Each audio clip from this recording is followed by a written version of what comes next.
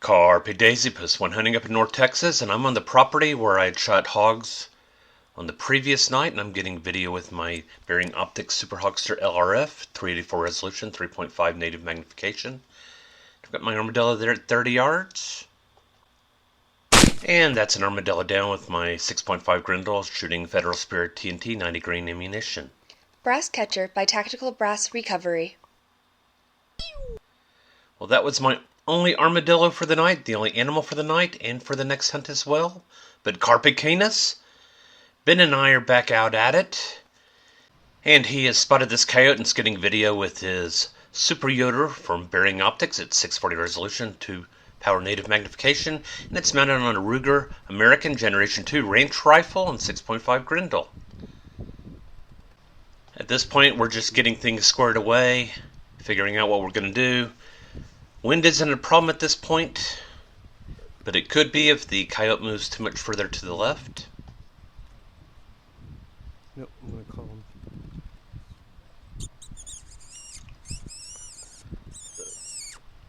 I start lip squeaking with the hopes of bringing the coyote in closer.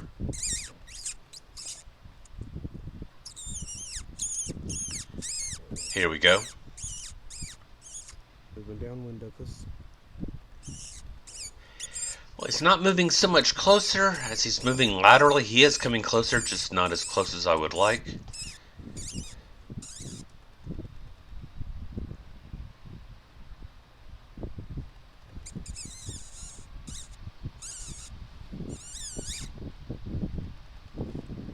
You ready?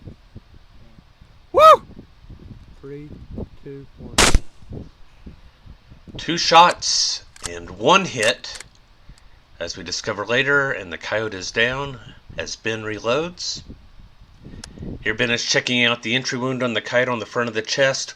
We still don't know whose shot that was. It did exit out the opposite side. Ben's shot was closer. And now Ben and I have moved on to the property where I shot the armadillo at the opening of the video, and we've got a coyote out there in the distance. This is why I was here for the armadillo the other night, and finally I get to see coyotes as I come in line and start lip squeaking. Now this time Ben is going to be on the left and I'm going to be on the right. That's just how we happen to line up this time. So I'm working hard trying to lip squeak to bring in this coyote, and Ben is on the left shopping for reticles. He's obviously got some free time here, and he's found a reticle that he wants to use for this shot. Now he's not too happy with the previous coyote. He thinks maybe that his shot missed. I think his shot is the one that hit. So he wants to make it right this time. Okay, we do not want to swing to the right. I gave Ben a warning not to swing to the right because we've got a house in the distance through the woods. We don't want to be shooting towards the house. And this coyote is just slow to commit.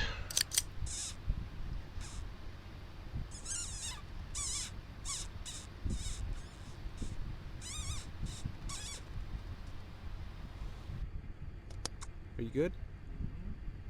3, 2, 1. I think I heard 2 hits.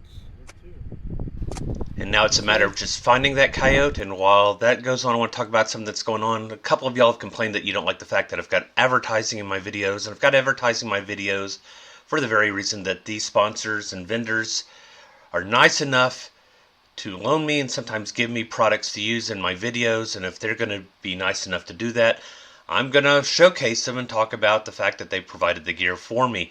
Now, if I don't do that, y'all are going to ask me anyway. I'm going to get several texts saying, you know, what rifle were you using, what ammo were you using, etc., etc., etc. So I just go ahead and provide all the information up front. And there you see we found the coyote, got the truck, got it loaded up. This one turned out to be a female coyote. She was hit 2 times. I hit her in the chest, but Ben hit her first with a headshot, as evidenced by the intracranial overpressure, as shown by the distended left eye. And with the next property, we have a rather complex shooting situation. Ben and I are on the top left. We've got hogs down in the lower portion of the screen. We've got all these fences that you see in red.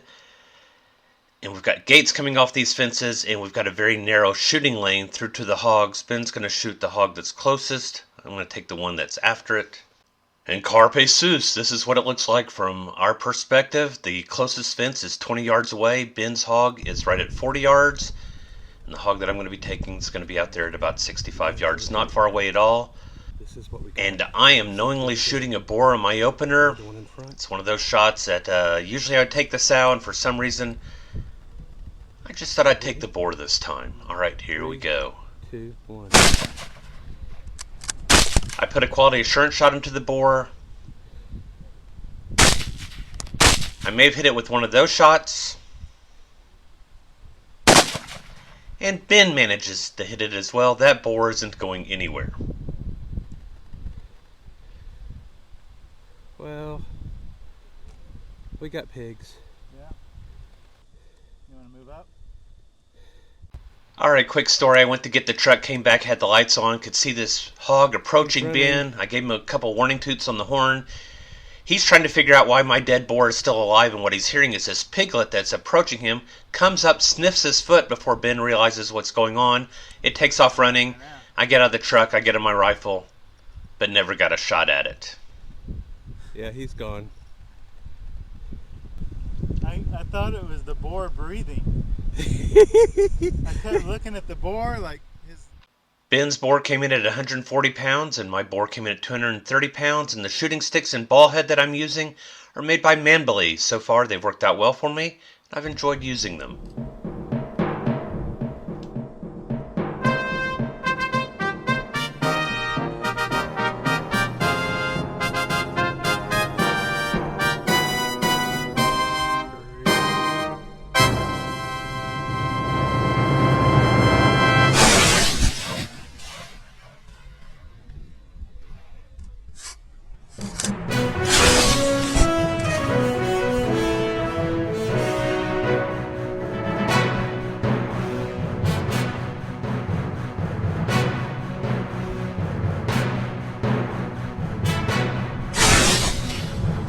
Carpe sus, my friends.